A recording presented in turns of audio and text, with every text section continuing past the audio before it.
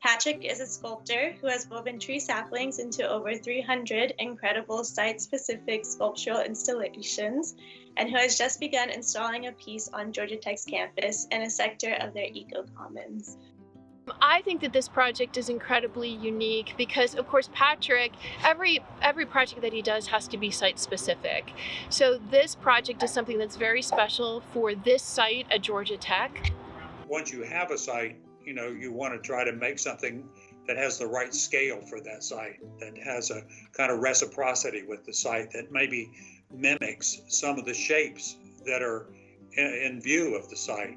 Maybe it's steeples, or maybe it's shrubbery that's nearby that could be inspiring. Generally, we try to think of an idea, or I try to think of an idea that has some relevance to the site, but also that's very vague in a way. I try to think of something that has room within the build to make a lot of impromptu decisions that I think true up the work and make it more responsive to the site, rather than coming with an ironclad idea and just following it no matter what. I've got this plan, I'm going to make the plan, I've got to make the plan. That's just not the way that sticks work.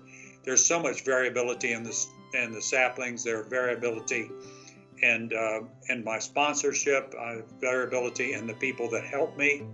And so all of that has to be taken into account and seen as these are your resources. How are you going to play them out well so that you make something that really excites people's imagination? When you cut down the forest, the next thing that happens is the saplings return, and they're prolific, and usually the ones that come in first, maples, gums,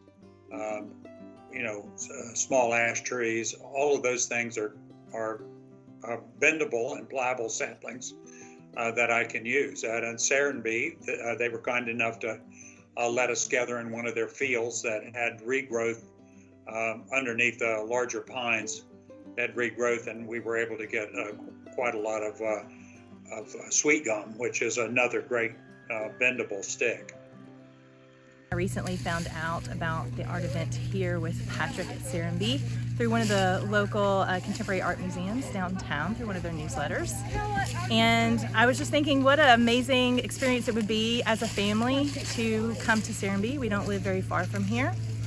And we also used to live downtown, so we're well acquainted with the Georgia Tech campus. So it was something that I thought would be a great way for us all to get outside, have some quality time together, and to do something that's artistic and inspiring and creative during a season when I think we're all craving these types of things.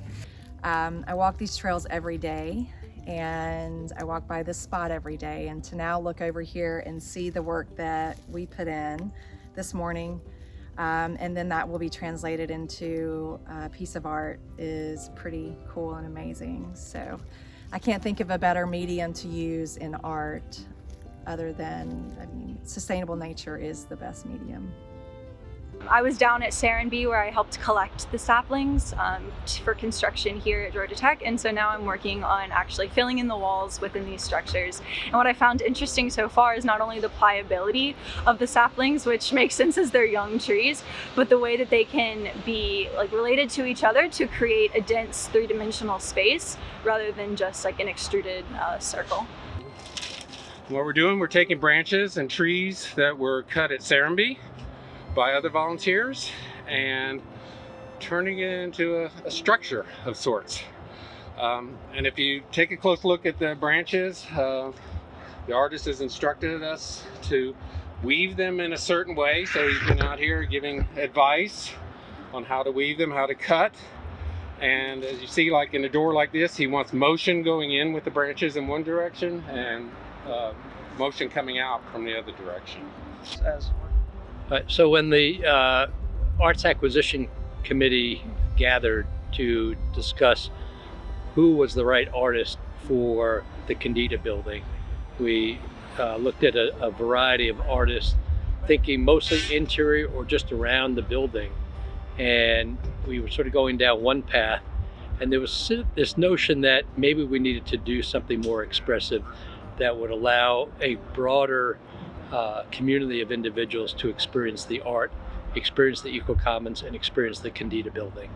And Patrick's work was brought to our attention. Some of us knew about the work that he had done. The fact that it's ephemeral was new for Georgia Tech, because most of the public art that we've acquired and installed was either permanent on campus, or it was on loan to the campus, but it was not something that would sort of, dissolve over time. So that took some conversation to get to that point and that comfort level. But again, in this natural landscape and this performance landscape of the EcoCommons, his work and his design is perfect. My thoughts on sustainability, I think that this sculpture, it recognizes nature, but it also will, won't be a lot of waste when we're done. So that's great. And I'm also a current MFA design management student at SCAD University. So the reason that I volunteered for this project, because I thought it would be great to do some things with my hands and also meet the artists that could build something so grand. As an art historian, it's really important to me to appreciate this community-based, site-specific work. And then the fact that this is right in front of the Kendeda Building, a regenerative building that creates more energy than it consumes, and then to have the work be made of completely natural materials, all found in the Southeast. It's just an incredible story, and I knew I had to be a part of it. When the Kendeda Building came to our campus, it was important not only that we had this one special place, but that we actively worked to make sure that we were integrating the goals and what the Kendeda Building stands for to the broader campus. And I feel like this art installation represents just that. Well, I always think a good sculpture is one that causes lots of personal associations. So, the work has been popular because it reminds you of bird nests and childhood play and some indigenous work that you might have seen. So there's a lot of tags in the human experience with sticks. And so, it's been very popular. People like this work, like to come and walk through it, like the associations they have with it. Finished. And its title is A Chip Off the Ole Block. Very nice. So we are officially done? This very second. It couldn't be newer.